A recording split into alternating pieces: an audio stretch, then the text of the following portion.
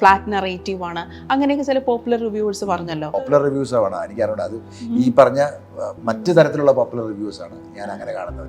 ഇപ്പോൾ ഇതിനകത്ത് ഈ സിനിമയെക്കുറിച്ച് ചില പോപ്പുലർ റിവ്യൂവേഴ്സ് പറഞ്ഞ ചില കമന്റുകൾ ഉണ്ടല്ലോ. ഇപ്പോൾ ബൈക്കിൽ പൂത്തിരി കത്തിച്ചുകൊണ്ട് പോകുന്നു, എനിക്ക് തോന്നുന്നു അതൊരു എക്സ്പ്ലോസീവ് ആയിട്ടാണ് മഹേഷ് ഉദ്ദേശിച്ചത്. എക്സ്പ്ലോസീവ് ആണെന്നുള്ളത് അത് വേണമെങ്കിൽ ഞാൻ നമുക്ക് കാണിച്ചു, അതെങ്ങനെയാണ് എക്സ്പ്ലോസീവ് വർക്ക് ചെയ്യുന്നത് നമുക്ക് മനസ്സിലാവാത്തതുകൊണ്ടാണ് എന്തിരിക്കുന്നത്.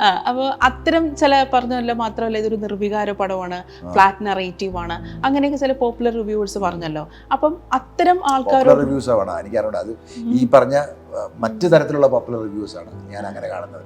അപ്പം അത്തരം റിവ്യൂവേഴ്സ് ശ്രദ്ധിക്കാറുണ്ടോ? അവർ ഈ സിനിമ ശരിക്കും മഹേഷ് ഉദ്ദേശിച്ച ആ ഒരു കാര്യമുണ്ടല്ലോ, ഈ കണ്ടന്റിലൂടെ മഹേഷ് ഉദ്ദേശിച്ച കാര്യമുണ്ടല്ലോ, അത് കൃത്യമായി അവർക്ക് മനസ്സിലാക്കാത്തതുകൊണ്ടാണോ അങ്ങനെ പറയുന്നത്? അല്ല, ഞാൻ പറഞ്ഞില്ലേ, അത് എല്ലാവർക്കും അവരവരുടെ സ്വാതന്ത്ര്യമുണ്ട്, അവരവർക്ക് പറയാനുള്ള എല്ലാ സ്വാതന്ത്ര്യമുണ്ട്. ഞാൻ അവരെല്ലാം മാനിക്കുന്നു.